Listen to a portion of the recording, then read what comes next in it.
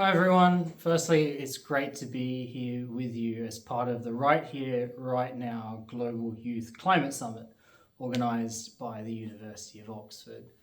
I'm really pleased to be here. And a little bit about me, I'm a former alumni of the Saïd Business School and the University of Oxford, and I happen to be working in the ESG space. So let's take the opportunity now to answer some of your questions about how it is to work in the ESG space in this current climate. So let's get into some of your questions. First of all, first question, did you ever imagine yourself working in sustainability as a teenager? Firstly, absolutely not. It definitely wasn't on my radar when I was a teenager. Sustainability wasn't really at the forefront of minds of young people. My dream and ambition was to go into aeronautical engineering and become an engineer, which I eventually did, but I never thought I would get into the sustainability space. It was really quite an unexpected shift in my career, but one I really believe is timely and really rewarding as well. Let's get into your next question. What is your current role? So at the moment, I'm working in the mining industry here for the world's largest miner, BHP, in Perth, Western Australia. And what do?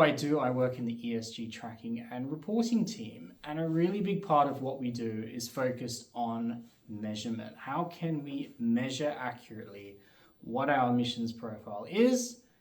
And then, of course, working along the decarbonisation journey as we work through how we can not only be compliant, but also a good corporate citizen. So that's a little bit about what I do at BHP.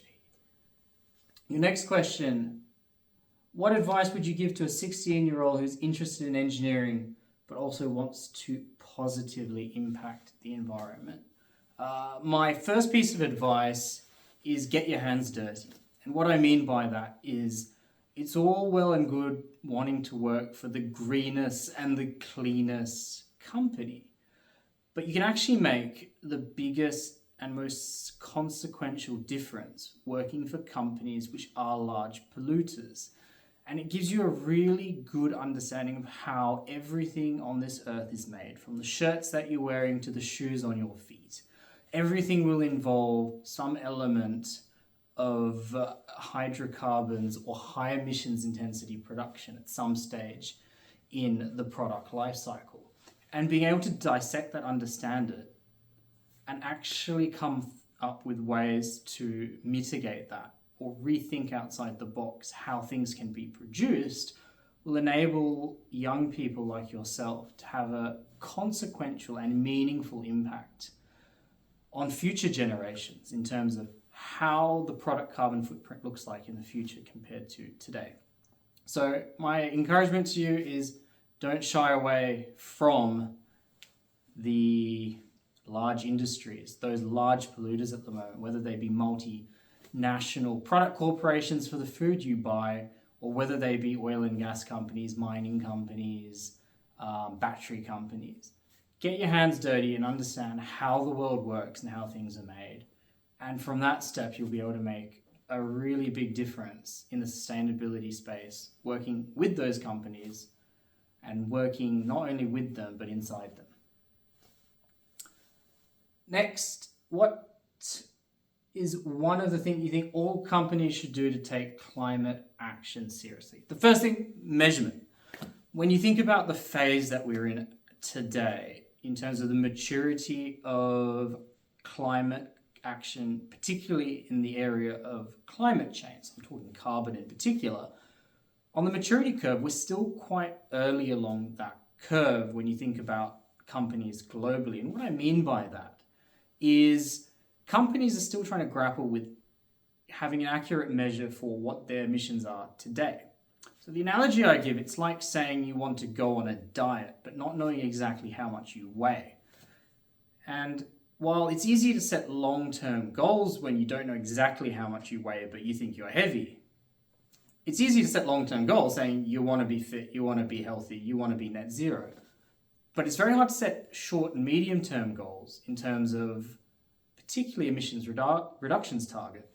If you only know how much you weigh, for example, taking the weight analogy, to, let's say, the nearest 5 or 10 kilograms. And so measurement is absolutely pivotal and critical to being able to move forward in carbon footprint reduction initiatives going forward. Because the more we can measure accurately and understand our current emissions and what actually generates those emissions, the more we will have tangible action plans in the future to actually reduce carbon emissions. And that's going to take a lot of effort in transparency of reporting, sharing information between companies, and between industries.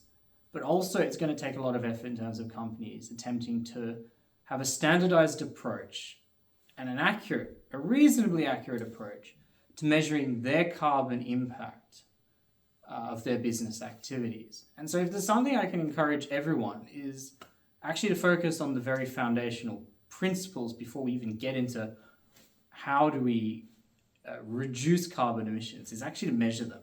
Because when something's absolutely glaring in front of you and you're able to compare between apples and say company A or company B, it's actually a comparable measure and we can understand which one is actually producing more pollution than the other in the same industry category. That's actually going to give us a better idea of, okay, what's that other party doing that's in the same industry category, but they have a lower emissions intensity? What are they doing? And we can actually learn from each other. So I think step one is really, for the next 5 to 10 years, is really going to be focused on measurement. And then the next phase is really going to be around implementation of technology. That's really going to have the most impact on carbon emissions for particular industries. And that's really my belief in terms of the coming future for the ESG space, particularly in the climate change area. Well, that's all the questions I have for now, but it's been a real pleasure to speak to you today all the way from Australia. I really encourage you all, if you are thinking about sustainability or getting into the ESG space, that's environmental, social and governance, if you're keen to get in that area, research it, understand it, but also don't fear it. It is an interesting area that can have a lot of practical benefit for generations to come. And I really encourage you to make the most of this forum and this event. Learn and absorb as much as you can and make the most of it to make the future even more brighter through your exceptionally intelligent and bright minds. All the best and stay safe.